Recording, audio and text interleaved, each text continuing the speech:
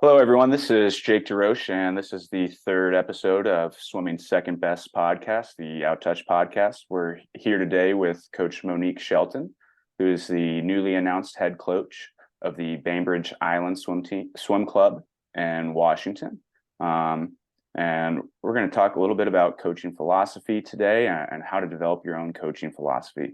So, Monique, I first met Monique, everyone, a year about right before COVID, when she was with the Beach City swim team, and I was visiting her club at like 4:30 in the morning when I was in town for a Southern California Swimming Board meeting, and got to meet her a couple times. I think I went to two different practices, a couple months apart at that time, and it's always impressive to me to just when kids are up at 4:30 in the morning and swimming fast. It doesn't matter where you are in the country. That's always a fun thing to see. And they had, I believe you had like four or five different groups going on at that pool, from like 12 and 13-year-olds all the way to your top end senior level swimmers. And I really appreciated that. So another thing, coaches, if you are listening and you're traveling out of town and you've got free time, reach out to other coaches and ask to visit their teams and talk and learn and watch, because you do learn a lot about not just other teams, but you learn a lot about what you're doing yourself that way. Monique, can you give a little bit about your kind of coaching background and where you're at right now?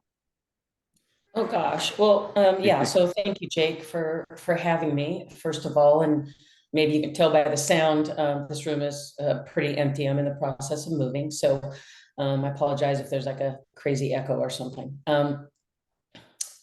I started swimming at a very young age, three. In fact, I don't think they really let kids on the team that early anymore. But back in the '70s, they did that. I swam for Phillips 66. It's pretty well-known team, especially back in the day.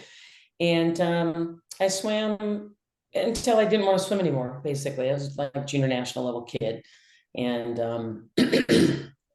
decided to hang up my Speedo. And I got away from aquatics for a while, other than swimming to my water ski or my surfboard, and did track and field and some other endeavors in the meantime. But as soon as I graduated college, I jumped right into a college coaching job. And I had done park and rec and high school and all that kind of stuff throughout college, but wasn't really sure that that was going to be my path, honestly. So I did some D2 coaching for 4 years. But I was able to do some research I would go to lunch with the biomechanist and the physiologist in the Department of Health and Exercise Science. Oh man, I just leaned on those guys hard for 4 years straight. We went out to lunch every single day. And that was my unofficial master's degree with those guys.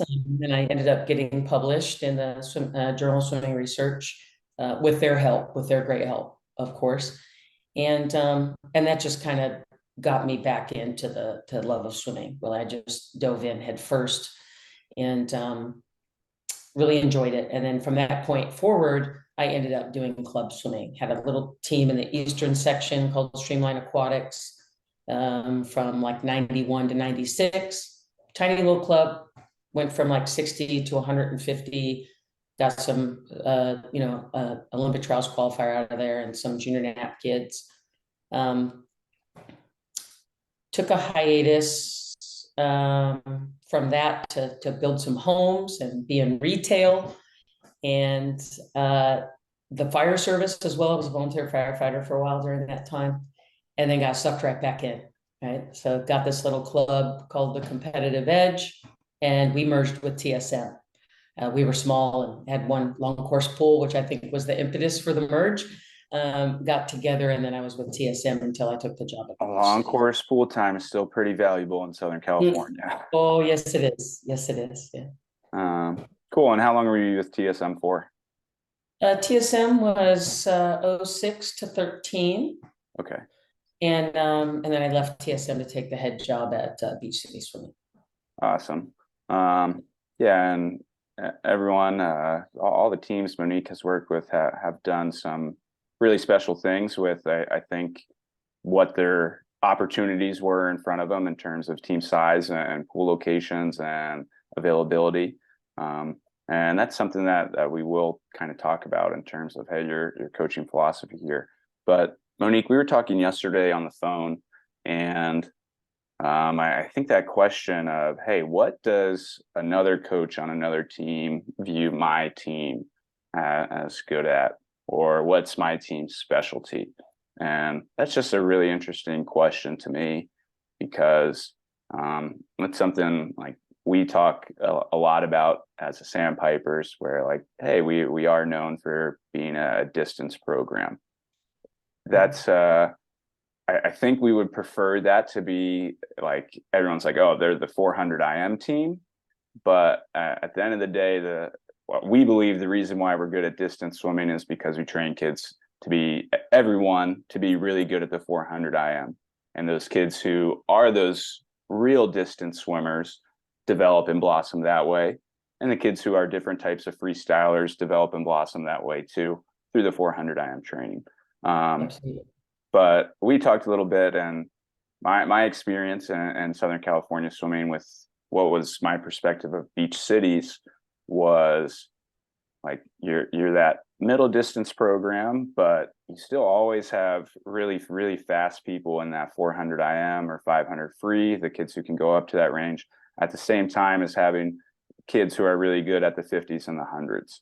So to me, not I wouldn't call that sprinting, because I still saw people, the boys under 4 minutes in the 400 IM, and I don't think sprinting really can do that for most people. I'm sure it does for some.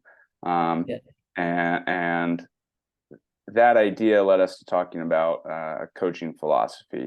And I think, Monique, like, when we're talking about a coaching philosophy and your experience, especially where I'm sure you learned a lot working with those scientists at your school, like how did your don't go into the super specific yet, but like, what were kind of your changes, or what were some key points of your coaching philosophy along the way? Well, ironically, what I learned from the scientists really did, I mean, it helped me in my physiology strength, but it didn't really formulate my philosophy or Okay. steer necessarily the training that I did between them and Ernie McGlisco. I learned the physiology piece, right? But I think in every situation that I've been in so far, coaching wise, I mean, yeah, we're Southern California. We're supposed to have all the pool time in the world, outdoors and all that lovely stuff, but we don't. And any program I've been part of it's always been the struggle to gain more training time or the long course time. Yeah. Excuse me. And because of that, I had to think outside the box and develop programming, with help. I have mentors and my assistant coaches, put out ideas and stuff too. But we really had to develop something that we could make up for the kind of pool time you guys have. Yeah. And I mean, there's no comparison. Water's water, right? Like, and that's the best place to be. But in the absence of, what can we do? And so I was super lucky in two cases specifically, but I'll speak of my most recent job. I found a gym, and they allowed us to come in with, 13, 14, 15-year-olds, basically, which most Yeah. gyms won't, right? And we didn't have anything on site. So the gym was only a mile away from one of our pools. And I'll shout out to Lou Sidella and Body One Fitness. He let us in there, and he was kind of a CrossFit-esque gym, not CrossFit, but a lot of those concepts. And I was CrossFit certified at the time, so I have a love for strength training in general. Okay. And we supplemented with 3 days a week, 1 hour training session. And there was a lot, we weren't just pumping iron. Like, we were running, we were on Aerodyne bikes, C2 rowers, Yeah. battling ropes, jump rope. I mean, any way we could assault Yes. these kids physically, we were doing it. And we saw our club just go parabolic at that point. Like we just went. But was it like an immediate kind of add to your program in terms of, hey, you went like right into 3 days a week doing this, or did it take some time to really like, what did it start at like 1 day a week for a couple months and then you're like, we can add more, or was it just No, kind of just well, happened? first of all, we didn't start until the second year. Okay. And then we started right away with three. Actually, we started with two training sessions, and then we added the third. Okay. And in an event where we get a pool cancellation for Lord Yeah, knows what reason, right? Could be anything. We would add another gym day because it just in the absence of training. So, and that could just be body weight, whatever. absolutely. We wouldn't add any Olympic lifts or anything like that on those days, but just something to keep their heart going and make them feel good. And they were afraid of the gym at first, specifically the girls. They didn't want to get big, you know, Yeah, and the boys, of course, wanted to be in there. Um, but it gained traction very quickly. And I think it brought the group closer together too, because it's a little bit more social. And you it's got the music blasting, it's you know. definitely a different like social team Yeah, building dynamic than in the water. That's what I've started to think about a lot in terms of like, hey, when can I find time to like get my kids talking to one another positively? yeah. And that's a lot of dry land time is what I found there too. Yeah, and it found its way into some different carpooling situations, you know, because some parents would drop kids off at the gym and then they would hop in a car with someone else to get To back get to the picked pool up.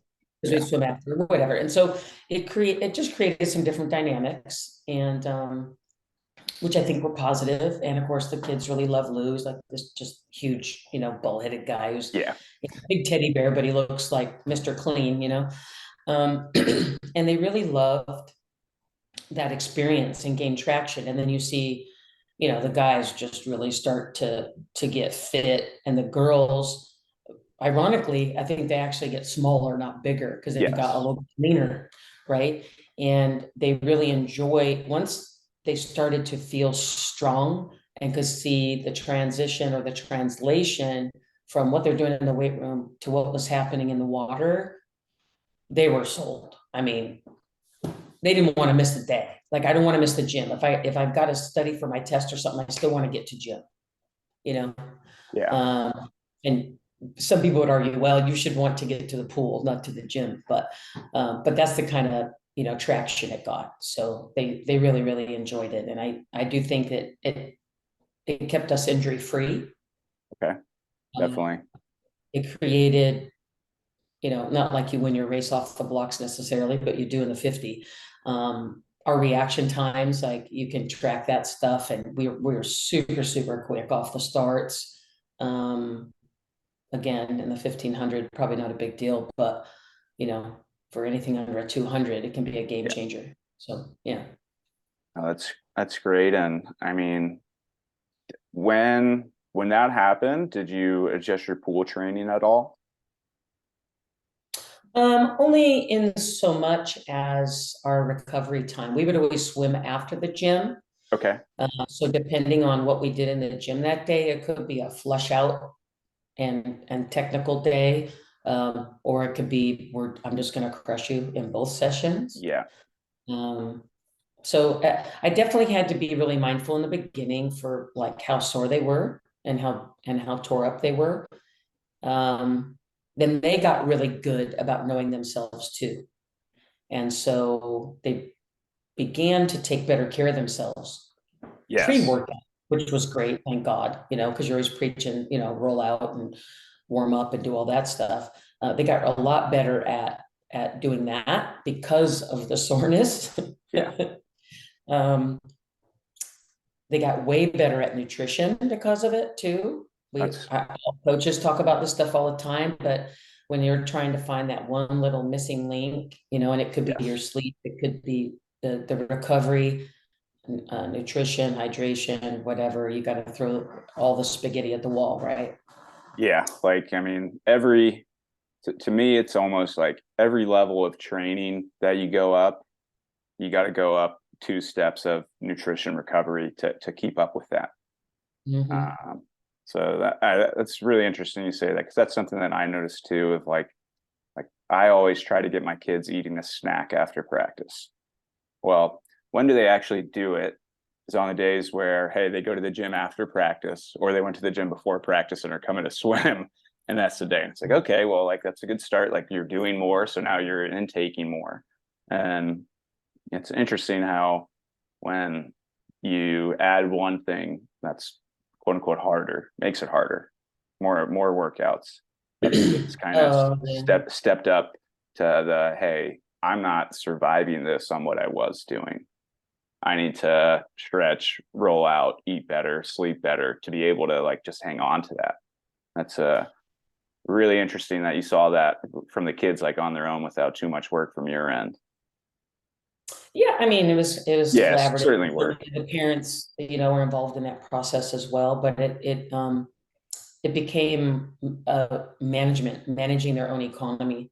And luckily, between the gym and getting to the pool, we had about a 30-minute window because we had a little travel time. And then when we could actually get in the pool, and they were all told that they needed a snack during that time. Yeah. Yeah. Especially if Awesome. you're a driver, you're sitting in the back seat, you should be peeling a Yeah. banana and eating something, you know. Eventually they were driving, but they got pretty good at it. Otherwise, they can't even make it through Yeah. the Through training that second session. Some workout. of our training sessions after that were only an hour and a half. Again, because of our pool time. So, but they if we'd had morning practice that day and then did the gym and then I call that a triple. Yes. But when you in time, it really wasn't, because you'd have an hour in the morning and kids peel off because they go to 20 different Cool. schools. So some kids were in the water for an hour and a half and some kids were in for an hour. Um, but they learned very quickly that they were going to bunk really hard if they didn't take care of themselves. Yeah. And what did you learn in that first year of adding this that kind of changed the way you think about coaching? Adding the strength training. Yes. I've always had some form of strength training. I just always haven't had a gym Okay. to be able to access. So my Streamline Aquatics, we had a gym that was attached because it was a fitness center. Yeah. At TSM, we didn't. We did a lot of band work and TRX and things like that, but we didn't have a gym Okay. that was local that we worked with. And then at Beach Cities, as soon as we got the gym, then we kept it. And then my group was in there, and then the next training group below, and then the next one below. We started adding in as well. Sorry, what was the question again, Jake? Sorry. What in that first year where you added this like more structured kind of gym, and I mean different than just the I can call like TRX band work more like warm up activities and general kind of strength building. What did you learn in then that first year of the gym other than like, hey, it worked? Um, I probably, well, I learned that they could pick up stuff a lot quicker. I mean, not everybody is I call it physical literacy. Not Yeah. everybody has that per se.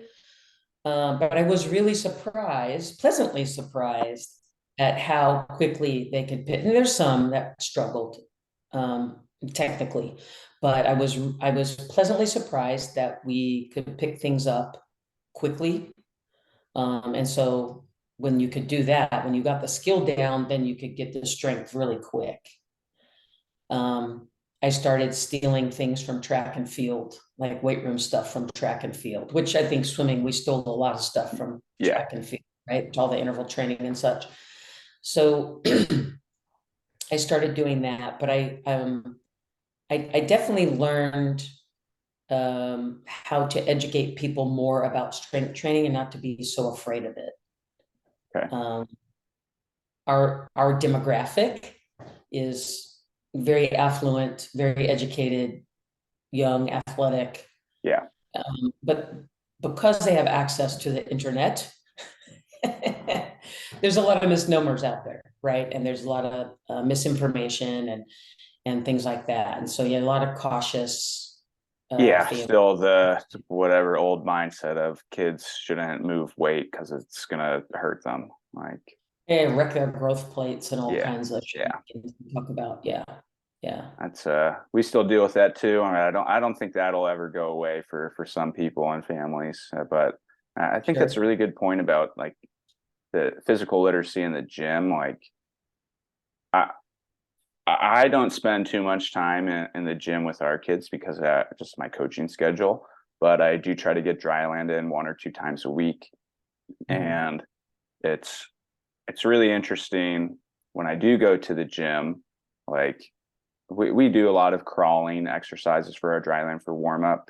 Like the kids who can't crawl, but they're in the gym and they're doing body weight squats or RDLs with lightweight. It's like all of a sudden they're doing that. And it's like maybe it's the environment that makes that learning curve faster for some of those movements. But I think that's like a really good point is that they do learn differently in the gym with a strength coach or multiple strength coaches versus just a general swimming kind of dryland program. And that's something that I've noticed over the past 4 or 5 years when we've added gym sessions to our team. Um, is that something you're going to be able to do with your new team in Bainbridge? Yeah, but it won't, I mean, I can do what we all know as dry land on site, Yeah, bands and all the body weight stuff is accessible to us. I'm a big believer in parachutes and socks too. So, we'll get some of that resistance in the water as well. I actually have a phone call into someone yesterday to try to hook up a okay, local gym and try to arrange for something. To me, it's a game changer. And it also, if you're thinking about sending kids on to school to swim collegiately, yes, doesn't matter what division, our kids go in there and they know their way around a weight room. They know all the terminology, they know all the safety. Like they come in there, they're already on the treadmill as a freshman, yeah, understanding that was what's needed. something when I went to college. I was not behind because it wasn't super common for the school that I went to for kids to have a lot of dryland or weight room experience. But I went from lifting like for fun when I was a senior in high school on my own with my friends to like having a program 2 times a week for an hour before practices, and that was just a big eye opener. And that's something like in addition to swimming fast, we are trying to prepare kids to be ready to go to college. And I think that's a big part of it because I mean, a lot of colleges now are lifting 4 times a week. Yeah, And yeah, that's a lot for anyone when you're swimming 8 other practices a week, 2 or 10 or whatever that number is. yeah. Well, when you're in the short pool, you gotta have some strength and explosiveness for sure. The That's boy, it's great. funny you said you lifted with your friends because the boys will do that. The girls Yes. won't. Yeah. Boys will meet up. Yeah. Yeah, That's well, sometimes they'll do that to their own detriment though. sure, 100%. Mostly to their Yeah. detriment, but Yes, it's funny. when they're doing it on their own, it usually doesn't end well. Yeah. Um, cool. So, I mean, I think we both agree on this. Monique, is there any reason why like a team shouldn't get their kids in the gym that you can think of? Me personally, no. Yeah. I would have, well, it's interesting. I should, I work with Dave Kilsheimer, right? And he's a Yes. big distance guy, and I was his assistant and strength person, and he did not want me to have them. Well, it was more about sacrificing pool time to be in the gym versus Yes. the pool time. And so you had Jordan, who was in the pool mile and the Omar 10K on two Olympic teams. And so it wouldn't have been for that guy, you Yes. know, but maybe for a Brendan Casey or someone else that's doing the 4I more readily, right, on the national team or junior national team, things like that, I think would have benefited them. Okay. Because you watch those kids who maybe didn't touch weights, and then you see what happens to them in college. And for the boys, I mean, they got testosterone blasting through their veins, plus they're going to grow another 2, 3, 4 inches. And so they got all of that to capitalize on. Yes. Later. Yeah, yeah. So it was really interesting to watch him go through his years at Virginia after that. But um, I, I mean, it really comes down to philosophy. I don't know anybody now, maybe you do, because of the distance stuff. Like, I don't know anybody now that's not trying, isn't doing some form of it or trying to be in the weight Yeah, room if they have access. I don't I know anybody that's not trying to do that. I don't I don't know anyone who's doing.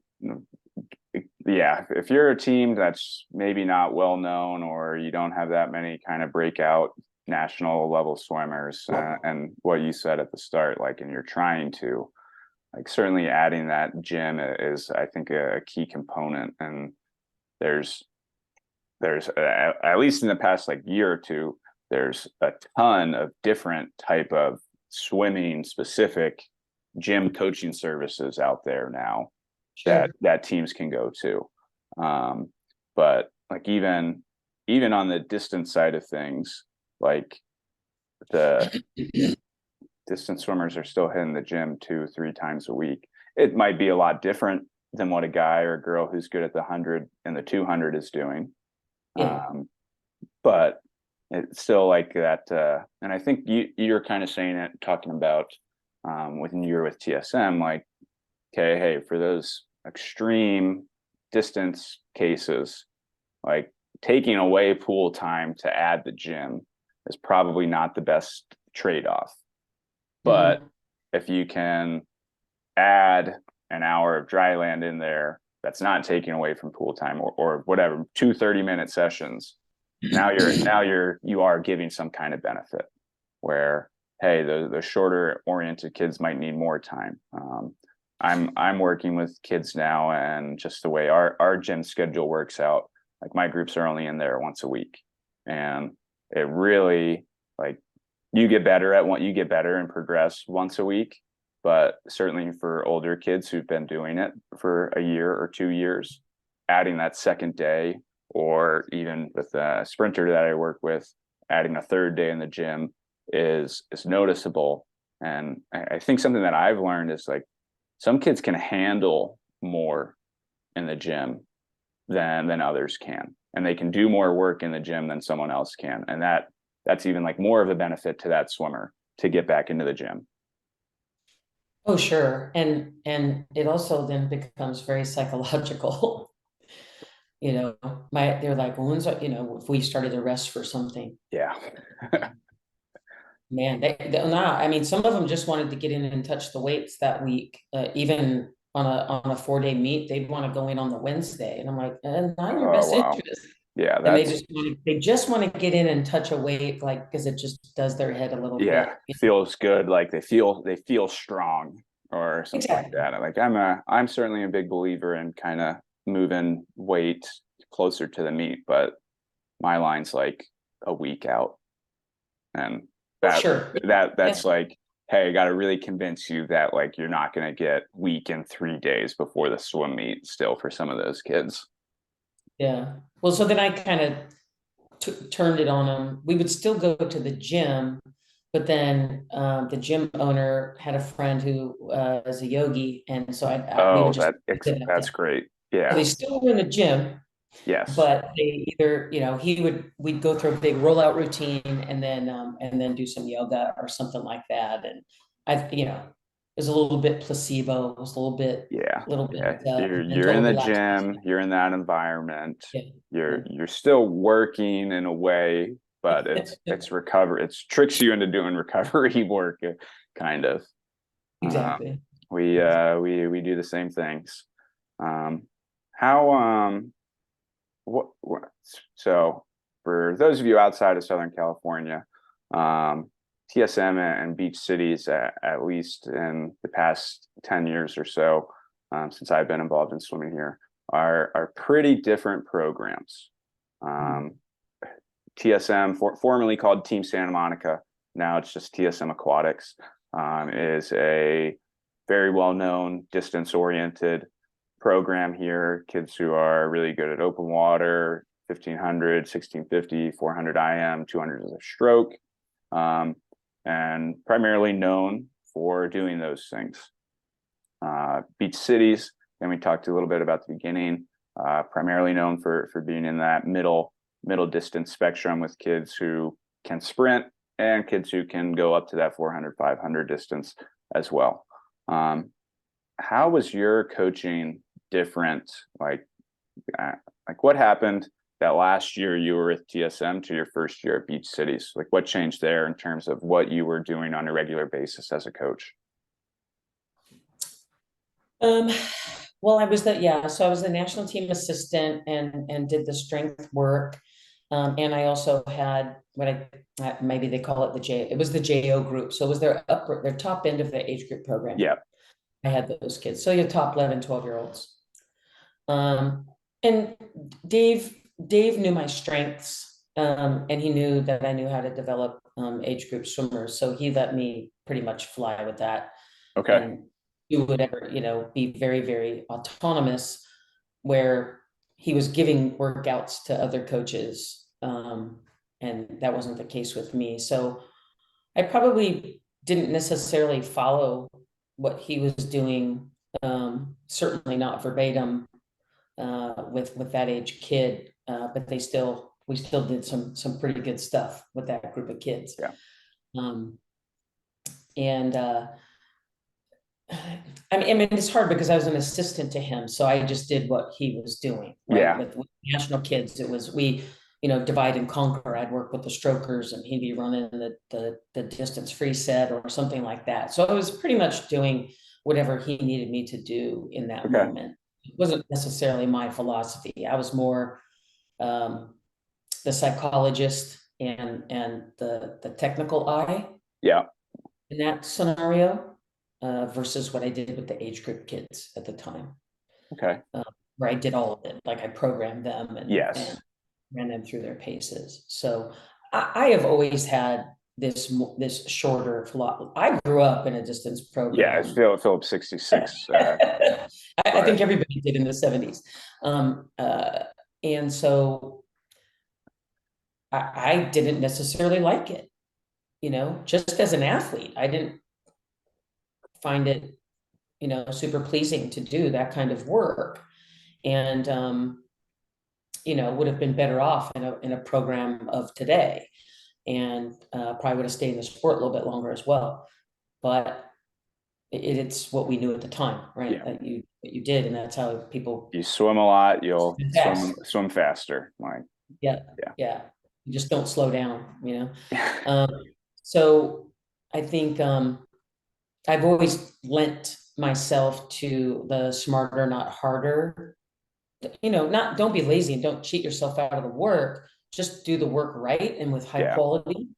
And that benefited me in getting into track and field later in life. It benefited me,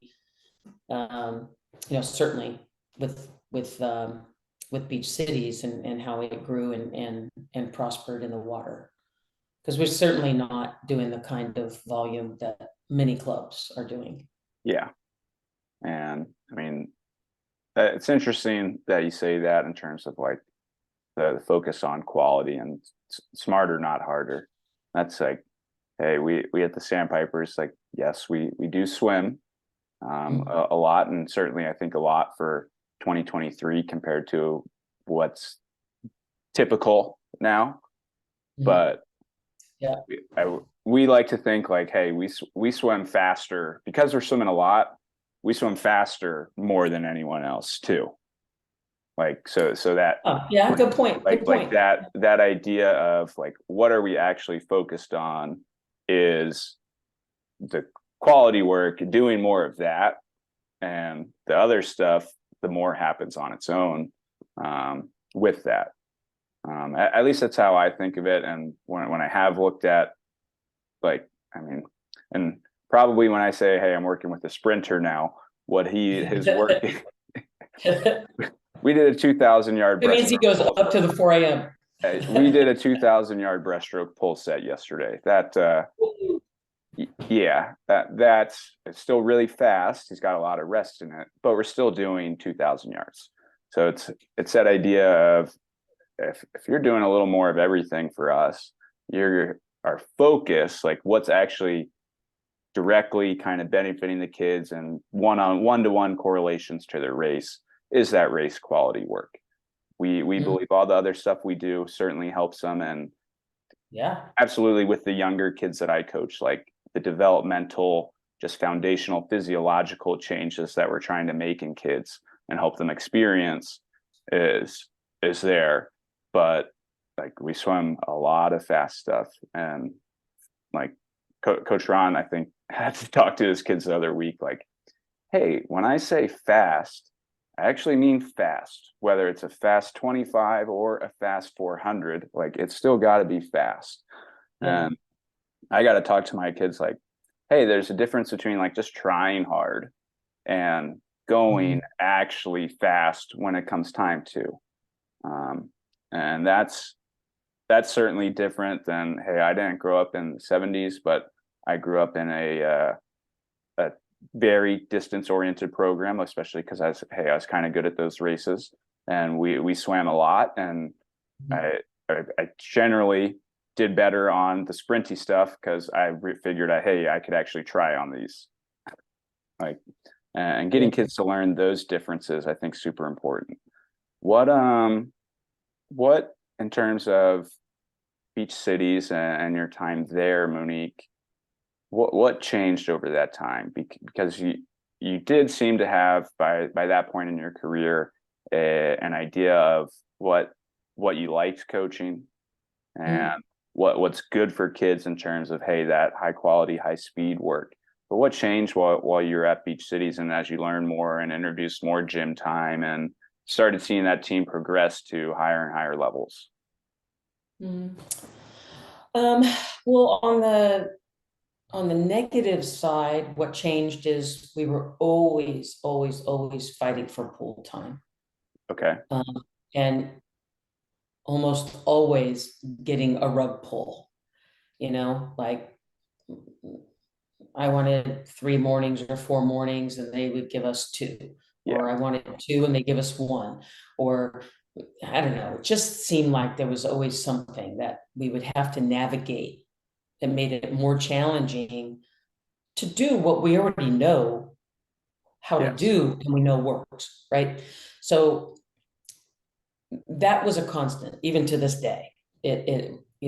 We three of the pools we train at are associated with school districts, so or a city. So you just have those challenges. You're never first in line. Yes. Right. You're always the second, third, fourth, whatever. So that was sort of a constant bullet that we would be dodging in an effort to get these kids what they needed. What was working to the positive was I was getting more coaches on staff that were more experienced, and they could develop them a little bit earlier in the system.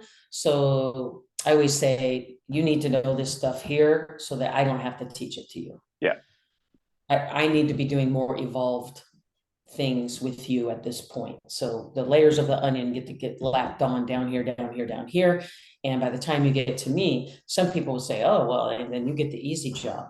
Well, I don't know, anybody that's ever worked with teenagers calls that the easy job. But you know what I mean? So I've had some brilliant age group coaches that, got nationally ranked kids and have put our team, in the top 50 in the country a couple of times for our 12 and unders, through that ASCA ranking, whatever. And I look, club excellence is great, but that really only falls on one category of kid. Yeah. Like you're only in club excellence if you have some junior national kid or better. Yeah. And so it only really expresses a certain piece of your club. So I actually always weighed a little heavier on VCC, virtual club champs. And then ASCA has been ranking, 12 and under programs. So to me, I'm more proud of that stuff as a leader of a program than the club excellence stuff. Because then if this is happening down here, then that should happen eventually. Yeah, by the time those kids get to that age. And so I think more skilled and well-versed assistant coaches who were as competitive as I am, just pretty hard to get people there because I'm, if we sit down and play cards or do whatever, I want to win, Yeah. So that was super helpful. And then getting the parents to buy in, and that has been an ebb and flow as well.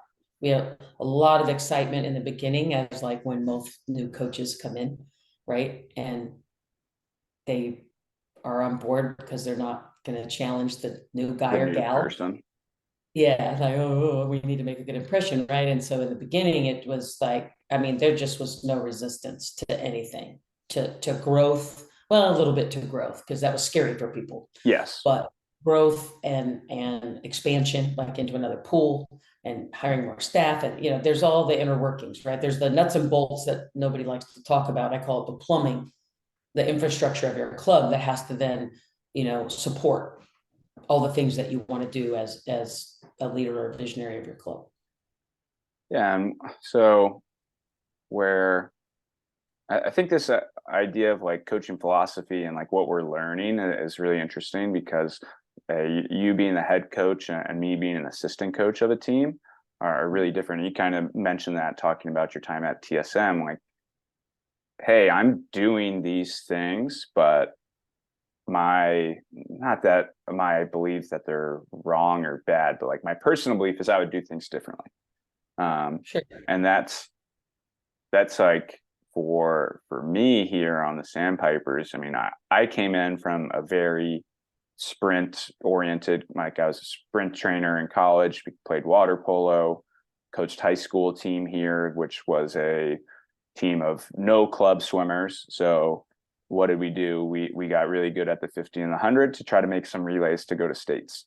Coming into the Sandpipers, starting with a high school group that only swam 4 times a week.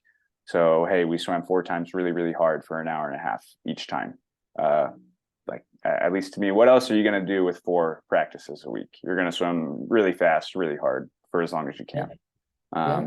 To now kind of going through the program and learning more about our team philosophy as a Sandpiper team has come more into my own personal philosophy. And then now, like, working with some kids in my upper level groups who, hey, like, they literally can't do the work that some of our other kids can in terms of higher volumes. And like, hey, I could train them for the 1500 freestyle. They're not going to be good at it. Like, simple as that. Like, and recognizing that, hey, I've got a population of kids who are good at these things and can do training like this. Then I've got other populations of kids who are good at these things and they can still do that training. And then a population of kids who are good at these things and they can't do either of those types of trainings.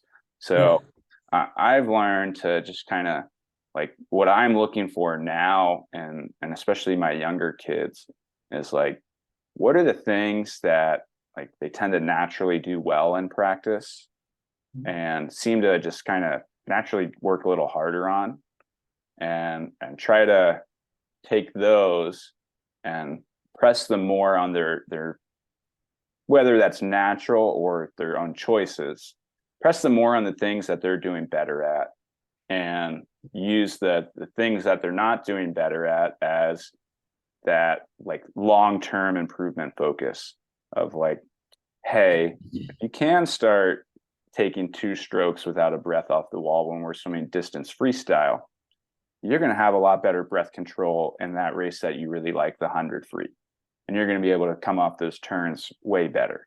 And just trying to relate things more, versus when I was younger, it was more just kind of always the one size fits all. And Coach Chris always kind of talked to me about, like, Jake, you're trying to put a round peg through the square hole, and it's not working.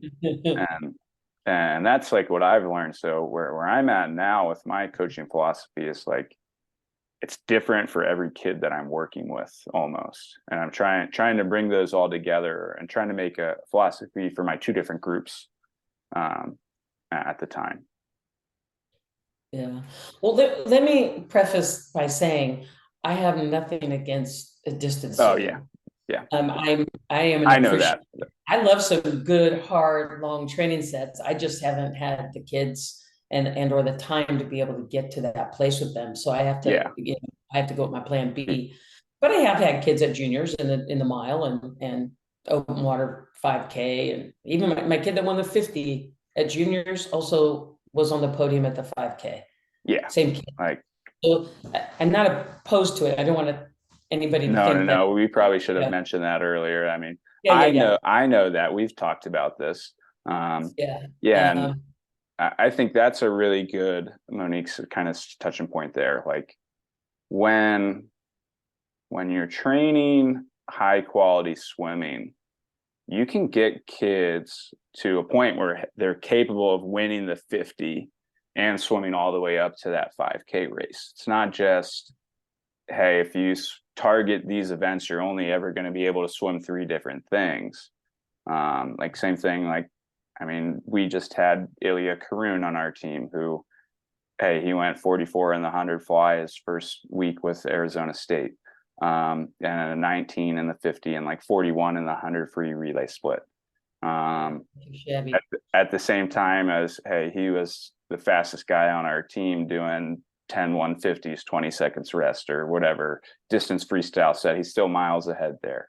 And if you're doing the training and the work, like you're going to be able to have what that like good swimmers are going to develop the range of their events, and there might be different ways to do it, but if you're just avoiding things completely, you're never going to find out that that kid could have been that 5K champion or podium Oh, finisher. sure. Yeah. I mean, ideally, we talk about this in one of my assistants. We would always say, we want you to look left and look right and be able to say any race, any time, any stroke. Yeah, You might not be great at all those things, but if you can do them somewhat proficiently, that's what we'd like to do. Because you're not going to be a specialist by the yeah, time you're in 12th grade, right? nope, And so in order to stir things up, you had asked the question earlier, what changed? Again, with building a stronger staff, I had the ability, we would do these wacky Wednesdays. And sometimes we do them on Saturdays too, where the coaches in the top three groups, myself included, we would treat it like a college practice. okay, And we would have the sprinters, and somebody would have stroke specialists or IM set, and somebody be cranking out, some good old fashioned distance freestyle. And and sometimes we do something all together, yeah, but just with three, six eyes on them. But when we broke out into training groups and specific groups, I think they really enjoyed it. And sometimes the distance kid would get into the sprint group, and vice versa. And so we would throw a couple screwballs that way. But it really allowed, for example, I would usually do the sprint group. And so lots of toys, right? yeah. Allowed us to use toys and take our time, and we had space and things like that. And so I think they really enjoyed it. And I wished we could have done it more often. And was that just with one kind of within one training group on your No, that team would be or? three training groups, three coaches. So it's basically all of our groups, Okay, but then we put them into specialties. yeah. And so, I mean, I find that things like that are just good for kids to occasionally swim with kids in a different training group that they're in. And Like, a different coach. yes. Maybe with a Um, different, oftentimes with a different coach that day. Yeah. Yeah. Interesting. And I mean, where, hey, you're moving to a new team next week, and getting things started pretty quickly there. What's something that you did learn at Beach Cities that like you're definitely gonna repeat or try to do again with this new team? Well, certainly the weight room Yeah. component, that's going to be top of the list. Um, I've been up there twice. I've seen Okay. him in the water twice. I really know nothing other than what's being reported to me. So until I really wrap my head around, some of the training and some of the nuances, I'm going in a little bit blind. because I haven't been part of their program, and we don't race them on a regular basis. Yeah, So I don't we're see them from afar. totally different part of the country. Yeah. I think they have one sectional kid right now. Okay. So So, there's nowhere but up, right? different And starting I'm points. talking Yeah. about the top end, of course. So I think, it's going to be a lot of culture, a lot, they had a really good thing going on a couple years back, and Okay. there was a coaching change, and then it kind of went by the wayside for 2 years. And I don't even think reinventing the wheel. I think just circling that back to what they were a couple years Yeah. back is going to do the trick. And there seems to be a lot of support for that. Okay. And That's great. it's a small area. Not probably team won't get above 150 unless they build another site. So it's a really nice number. That's a Yeah. really nice I mean, you number. can know every kid. You can know every kid on the team with a team of 150 kids. Oh, sure. Yeah. Yeah, absolutely. And I'm gonna have to hit the ground running. And that'll happen next week. So I might be able to report more back to you in like 6 months or a year or something, and let Absolutely. you know how it's going. But it should be, not should be. I think it's going to be really exciting, and certainly a new chapter for me, and kind of a reset. So Certainly in location and in team size yeah. and amount of responsibility and stuff like that. Um, so with going back to like our just kind of general talk about like coaching philosophy, um, going to a new team is like obviously a big opportunity for you to implement that coaching philosophy. What, and you already said like, hey, I can't go in there and just reinvent the wheel because that's gonna cause problems in and of itself. How are you gonna get like how much time? I think this is the question I want to ask.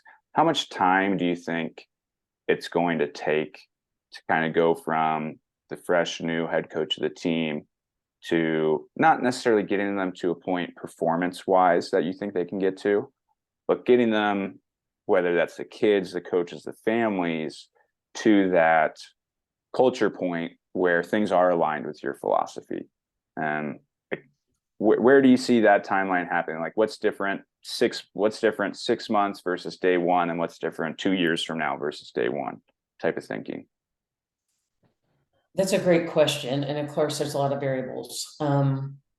I did already produce a like my first 100 days. Okay. First 100 days, a 1 year, 3 year, 5 year plan. I think the beginning of that is 100% is just going to be sitting down with people, right? Yeah. I have to meet everybody, and they have to know me. I need to know them, and discuss what I'm doing. Hopefully, by now it was like a month-long hiring process or interview process. Hopefully by now they understand me and what I'm about, to a pretty good degree. And like I said, I've had 2 visits, so I've met a lot of people already. Okay. Um, and I think getting the older kids who seem to be incredibly mature, or maybe there was some really good behavior when I was there, but they they they seem, the first time I went and observed, they didn't know I was there for any reason. Like they didn't know who Okay. I was. I was Yeah, just a you're face just a of the person. crowd, and I hung out and I just watched some training sessions, and I watched them, you know, grab all their stuff and do all their dry land. The coach, they're understaffed right now. So the one coach had to go from one group to the next, and their dry land stuff was on a dry erase, and they got right to, like, no Yeah. questions asked. They were just on it. They were That's standing at the pool's edge with their mesh bags, like looking at the coach, like, let's go. that's probably And something they that's didn't just know I was impressive. there.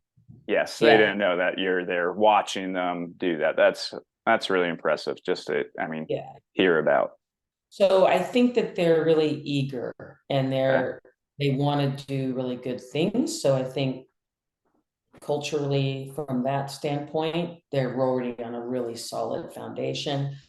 Um, Buying in and understanding what level of work it will take to get where they say they want to go, and figure out how to manage their time to do it instead of making excuses for whatever. I'm going to call it school, but it could be school anything, or it could be Yeah. instrument or a language or whatever. Because luckily in this case too, the high school, literally they can walk from the pool to the high school. Oh, okay. I've never had, well, except for where we've swum on the high school pool, everybody else has had to get in their car and go, right? Yeah, then And in you're this having case, primarily like the whole team goes to this one high school, basically. yeah, Yeah, that's yeah. It's an island, it's the size of Manhattan, but there's only 25,000 people on it. yeah, that's quite So nice. yeah, I mean, unless somebody's homeschooled or something, but yeah, Yeah. one high school. Yeah. Okay. So what, I mean, that's a really interesting, I'm glad to hear you say that, hey, I have like my first 100 days, 1 year, 3 year, 5 years. Because I think that's something that, I mean, that's a business type of like work that you did that a lot of swim coaches like would know nothing about. Like, I mean, I personally, if I was applying for a head coaching job, like I might think of like kind of 1 year, 3 year, 5 year, like kind of goals or benchmarks, but Mhm. I wouldn't think about, hey, what do I want to do in my first 100 days with a new change? And like that type of stuff, that's what a lot of swim coaches are missing, is that business type of thinking in addition to the coaching knowledge and expertise when we come into something new. Um, Well, it helps you get, yeah, I mean, I prepared it for them, but it's certainly, just like I told you yesterday, like having to dust off my resume and apply for a yeah, job, that's and hard. think about how to, if you don't know me and you don't know what has happened with my previous clubs, you're just sitting there going, who's Monique, and Yes, what have you done? And now you have to dive into this, for me, very lengthy um, lineage of coaching and accomplishments or whatever, and explain those things. So I had to do a big dive, right, into a data dive, and also think about, who am I in coaching, and how do I want to express that yeah, to someone who doesn't know me, and what do I want to try to accomplish? And I do think that those first 100 days are critical. definitely. They're Like critical for that's introductions to every, you've got to meet the high school coaches and all the I'm gonna call yeah. the higher I mean, you ups go in the from world, right? no exposure to all of these people to like immediately being in a position of somewhat authority, whether Uh-huh. that's And like know nothing.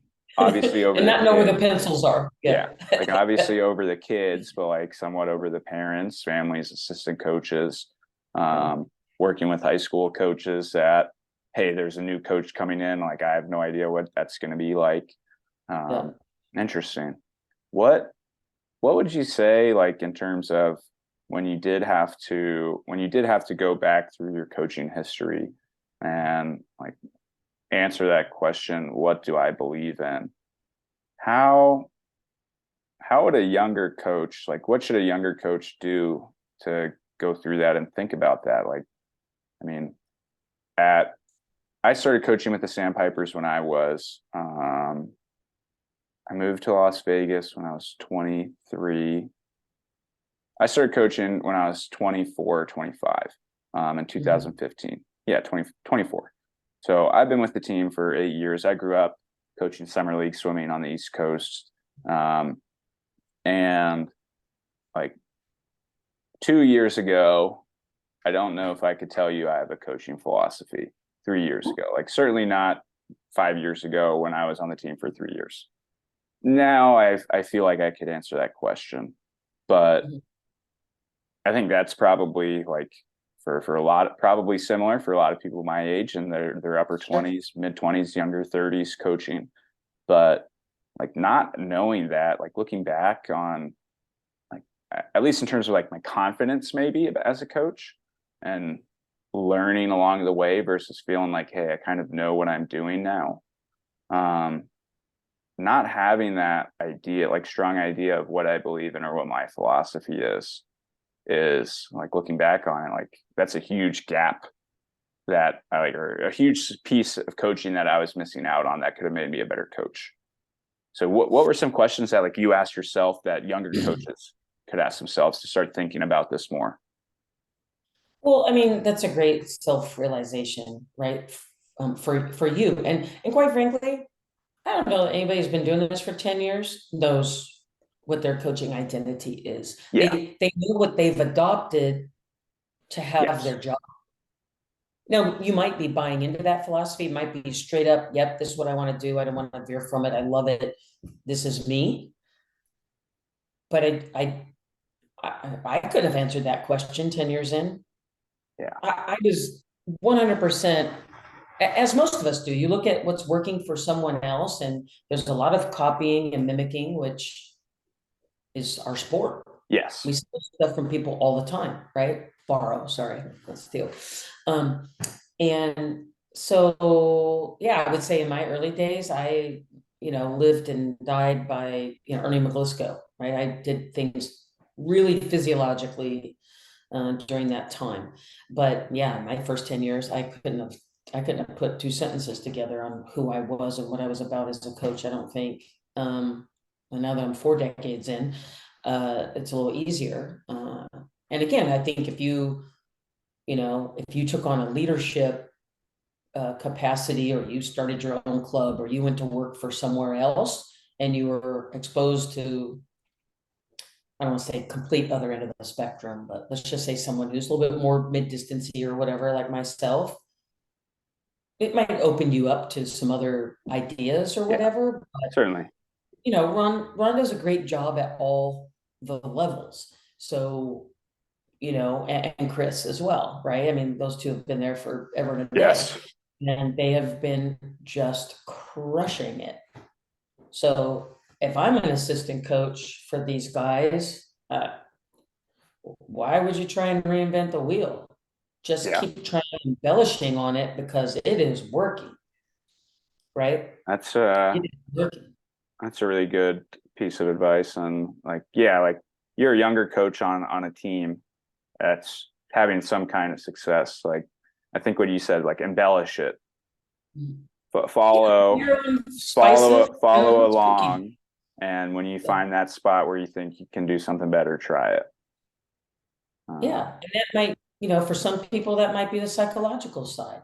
For some Yeah. people, you might have a technical eye, and you're grabbing those moments for those kids and for yourself, right? Ultimately. That's Um, yeah, I think I've learned so much from so many people. And you mentioned something at the beginning of this show, and if I could turn the clock back, back when I would have been perfectly okay to live out of my car or rent a room from somebody, I would have traveled my first 2 years of coaching, I would have traveled the country and oh just yeah. hung out with the country's elite, hang on their shirt tails for a month and go to the next one and go to the next one and go to the next one. Yeah, that sounds awesome It would have still. paid off. It would have paid off in spades. Yeah, that's like well, I always try to visit some practices. I mean, whatever at the end of the summer when I was talking to you initially about this, I went and saw some of the Mission Viejo pro groups workouts while I was hanging out at the beach. And hey, it's a 30-minute drive, but I can only spend so much time at the beach personally. Even when Yeah, I'm there, me too, like, because I have a dermatologist appointment at yeah, 3 o'clock. yeah. Yeah. And when I go home to Virginia, I visited NBAC and Coach Paul Yetter last December. And like, not enough people do that, right? Like, not enough coaches are willing to go ask another coach, like, to go watch their practice. Look, I think, and you've done it, and I've done it too. I mean, I've watched a lot of Ron's practices because we would always be at the training center at the same time. Yeah. So I've been witness to several of his training sessions as well. But that's just ego, right? People got to get out of their own way. And look, you ask me, you ask any other coach, they're going to be flattered that you asked to come watch their practice. Yeah. That's right. They're going, Like, somebody wants to watch my practice. That's awesome. Right. And so, but most people, and I will say some of my younger coaches, they just talk to themselves. And they'll glean things from me or the next coach they think is a pretty good coach or whatever, but they're afraid to just go, and knock on, the guy. I'll go run down to your tent at a swim meet and be like, whoa, dude, what are you doing with that kid? I have no qualms about asking you what your secret sauce is, you know, but some people are really intimidated to do that because they're afraid it's going to show or seemingly show that they're not knowledgeable. Yeah, not knowledgeable, or like, I mean, at least in Southern California, I think we just have these so many like intra-team like rivalries, Sure. and like partially because of because of the history of teams and everything like that. Yeah. But I mean, for me, it was easy for me in Las Vegas to ask someone not from Las Vegas, can I go watch their practice? Sure. Because hey, I might never see you again. Like, so that was easy for me. I can certainly see in an area like that idea of like the ego gets in the way of, I'm scared to ask them because they're going to think I don't know anything and that my team's bad or that I'm a bad coach. Yeah. How, I mean, is that something like, how would you convince a younger coach to go do that other than like tell them like, just like suck it up, it's going to be worth it? Because I've found it's worth it every time I learn something new every team I go visit. Yeah. Yeah. Um, I have not I have not gone to the length of saying you have to go do this Yeah. because I think you have to have some skin in the game. Hmm. You have to want to be Yeah, better. if you don't want to, like, if you're a little scared and Otherwise, it's homework. you just need some reassurance to do it, that's different. But yeah, that idea of you're not going to go learn there anyway if you're being forced to. Yeah. And happy to, I'm always happy to make those introductions to people. I think any of the clubs, and we happen to train at two pools with two other clubs, so we see Yeah, people all the time. But I think, yeah, a lot of people in SoCal would graciously say, yeah, come in, this is my training time, hop on in, bring me a coffee. yeah, You know, why wouldn't you? I don't know anybody who'd be like, nah, you can't come watch my practice. I don't know anybody that would say that. I don't think so either. And like, I can certainly understand like hey, the head coach of a team being like, hey, like, no, today's not a good day because it's a day they're really trying to focus on their, like, they're doing something that they need to be Sure. not undistracted by. Yeah. But hey, maybe like I can't have you at mine, but our assistant coach is right next door that he can help you with it. Like, they're going to say something like that. Sure. Um, okay, so definitely people should, or like Absolutely. And then like there's an open, people let's should say, encourage that more, right? And I just think head coaches should encourage it more. We should encourage it of each other, like just as coaches, yeah, period, regardless of title. And then it opens dialogue too. So if I went and saw Coach A swim practice, I never, I'm an appreciator of what that coach has done with their athletes, but I don't really know that coach. Now I know that coach. yeah, Now I can, and Ron is great about, I can email Ron and he will, I mean, unless he's traveling abroad, which actually happens often for him. yeah, right now, If I email him, I get a response yeah. and he'll respond in detail. Oh, that's nice. He treats you better than he likes to give me the one sentence emails. Well, you work for him. Yeah, yeah, I see him a lot more than you do. I get the in-person conversations. Yeah, Um, yeah. But if I have like a detailed thing, like, I asked him for his contract that okay. he, his employment, his one that he gives to his high performance kids to be in Yeah. his group. That sheds a lot of light on a lot of stuff. Like, if you want to know about Sandpiper, just read that thing. right? Yeah, that Cool. It's pretty cool. Some people would find it very hard to digest, but I get what he's doing.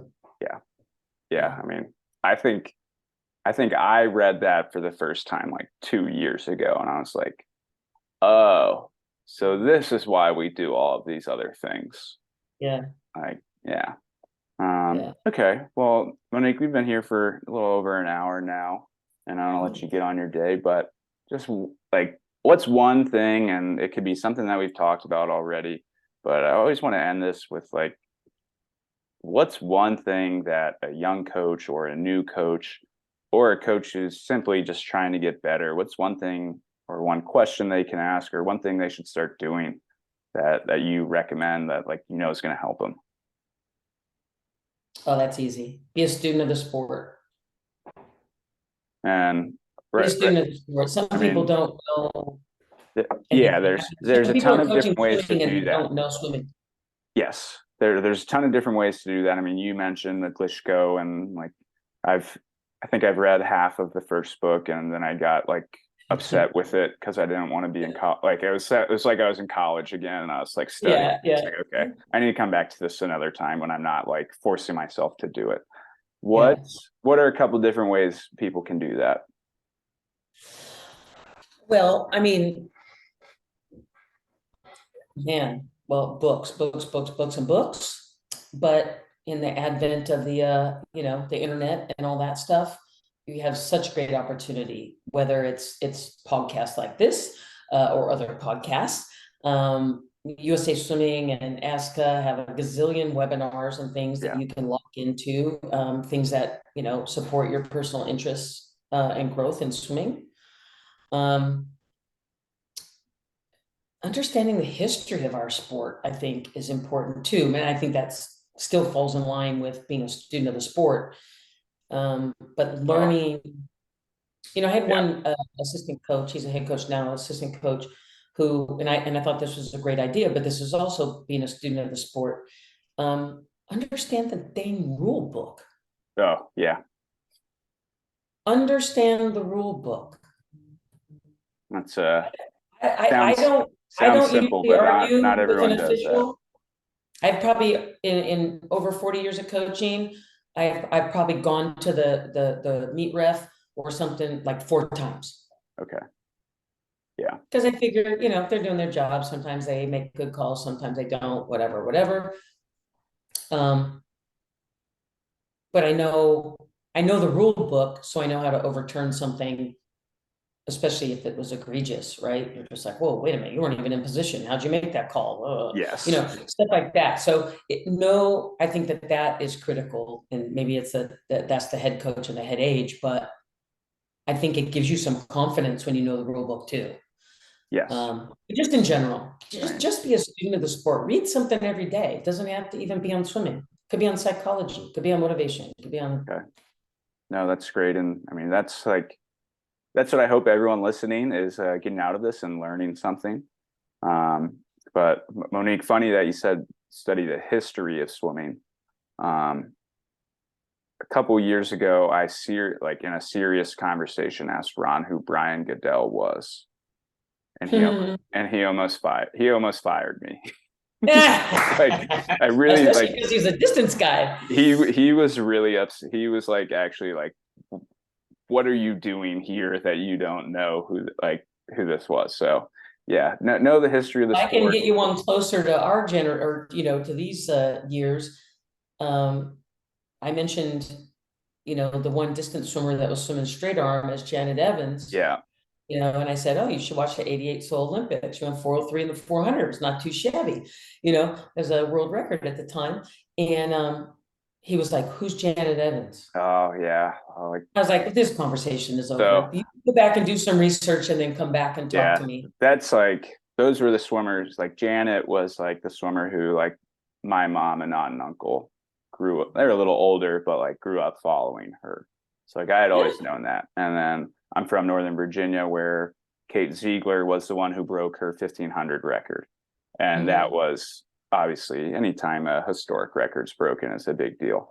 But like that, but then like whatever Brian Goodell, okay, who's now. Like I've read the book written about him, Yeah, the one gold medal book, and it's like, oh wow, I was not like it. I wasn't a worse coach because I didn't know, but yeah.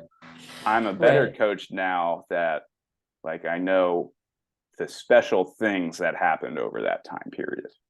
right, You know, right. Well, uh, we had her two kids swam for us, but another distance gal too, Sippy Woodhead. oh yeah, She was the mom of some twins that swam for Beach Cities, and well, the daughter now is at Stanford, okay, swimming kind of the opposite things that her mother did.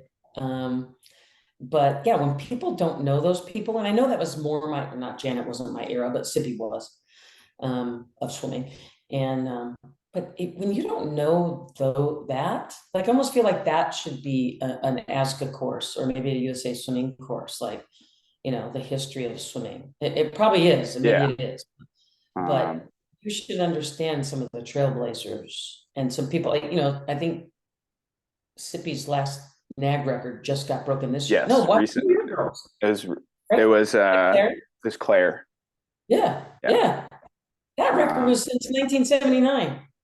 yeah, those are like, I mean, and even I think it's important, like the modern history of swimming too, especially like my lifetime, we went from wearing, Super suit. Yeah. yeah, paper suit, like paper suits were still a thing in the early 90s, all the way to goggles, then caps, then latex and silicone caps. And then now we're dealing with technology in the form of swimsuits just in the past 30 years.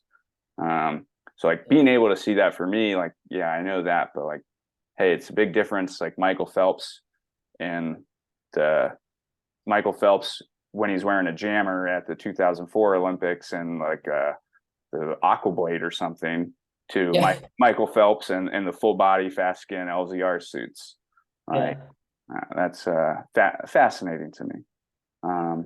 Well, thank you, Monique. Are you Thank you, driving up to Jake. Washington this weekend or taking everything The latter part of next week. later part of next week? Okay, well, good luck there. Let's stay in touch and maybe in a year or 6 months from now we kind of hop on and be like have a talk about, hey, this I'm a new head coach at a club. Here's what I did, like type of session. Would that be cool for you? Absolutely. Yeah. Yeah, yeah. And hopefully in the meantime, I'll see you on the juniors deck or something. Hopefully sometime May soon. take me, may take me a good 6 months or a year, but I'll be there again. Yeah, I know you will. Awesome. Well, thank you, Monique, and thank you everyone All right, then. listening. Have a Yeah, great take day. care. Thank you. Bye.